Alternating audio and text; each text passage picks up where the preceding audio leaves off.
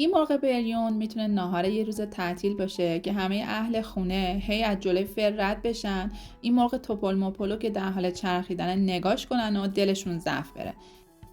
من میدونم که خیلی از شماها مرغای بریون حاضری رو دوست ندارین، مطمئن نیستین که چجوری مرغش تمیز شده باشه و خیلی دوست دارین اونو تو خونه درست کنید، ولی همیشه دغدغه اینو دارین که وای فرم کثیف میشه، روغنش همه جا پخش میشه. امروز با ما همراه باشین که بهتون یاد بدم که به راحتی این مرغ رو تو خونه درست کنید. یه مرغ با سایز متوسط انتخاب کنید، پوستش رو جدا نکنید، با نمک و فلفل و زردچوبه حسابی مزه دارش کنید. سعی کنید داخل شکم مرغ و همه اطرافش رو با ادویه‌های مد نظرتون مزه دار کنید.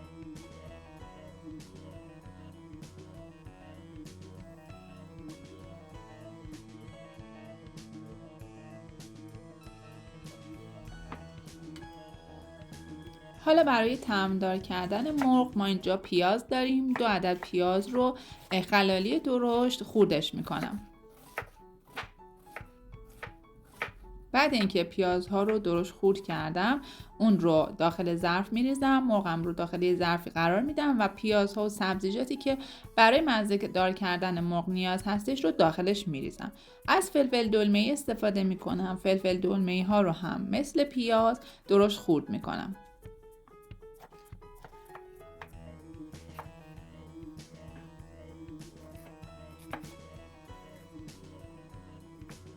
بعد اینکه فلفل دلمه‌ای هامو خورد کردم، اون رو هم به مرغ اضافه میکنم.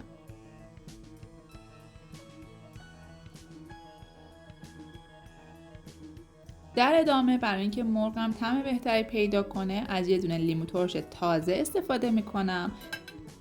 آب لیمو ترش رو هم به مرغم اضافه میکنم.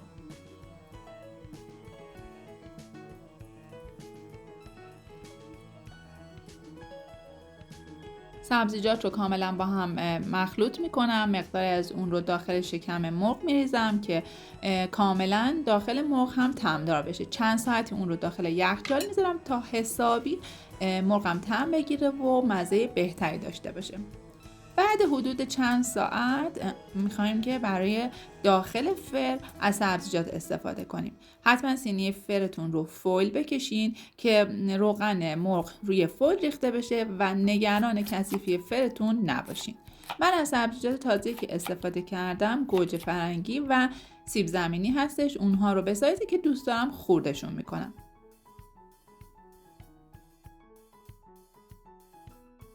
فلفل دلمه‌ای می‌ریزم. شما هر سبزیجاتی که دوست دارید میتونید داخلش استفاده کنید.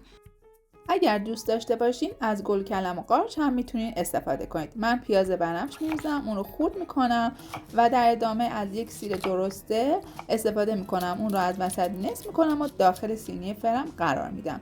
هویج ها رو از قبل کمی نیم پز کردم که وقتی داخل فر میذارم بهتر پخته بشه و حالت خام نداشته باشه. توی این مرحله هم به سبزیجاتم یک کمی ادویه میزنم، نمک و فلفل سیاه و آویشم و حسابی مخلوطشون میکنم. خب بعد چند ساعت مرغم مزه دار شده، از یخچال اون رو خارجش میکنم. سبزیجاتی که بهش چسبیده رو جدا میکنم و میرم سراغ طعمدار کردنش.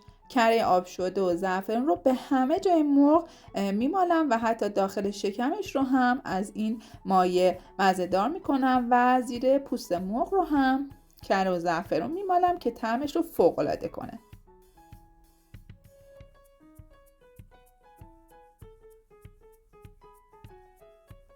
در ادامه میتونید از سبزیجاتی که دوست دارین داخل شکم مرغ بذارین.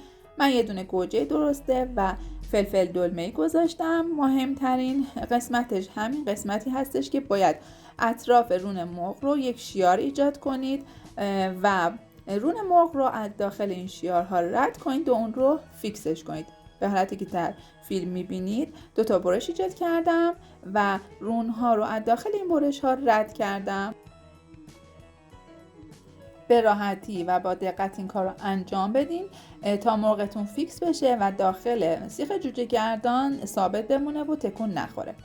بعد اینکه رونها رو فیکس کردیم میریم سراغ بالهای مرغ. اونها رو هم یه شیاری میزنیم و دوتا بال رو از داخل هم رد میکنیم و برای احتیاط بیشتر از خلال دندون استفاده کردم و اون رو به مرغ فیکس میکنم تا در حین چرخیدن بالها تکون نخوره و مرغم به راحتی داخل جوجه گردان ثابت بمونه. برای رد کردن سیخ جوجه گردان از بالای مرغ شروع کنید. سیخ رو رد کنید. یکی از تیغه ها رو داخل سینه مرغ فرو کنید و یکی از تیغه ها رو هم از قسمت پایین مرغ داخل مرغ فرو ببرید رو پیچش رو کاملا صفر کنید. به این حالتی که تو تصویر میبینی به راحتی این کار رو انجام بدین که مرغ ثابت بشه و داخل سیخ نچرخه. خب حالا دیگه مرغ خوشگل ما آماده است که بره داخل فر. فرم رو از قبل کمی گرم کردم. قبل اینکه داخل فر قرار بدم باز هم کمی از مخلوط زعفران و کره به روش میمالم و میذارمش تو فر که چند ساعتی داخل فر بمونه و طلایی بشه.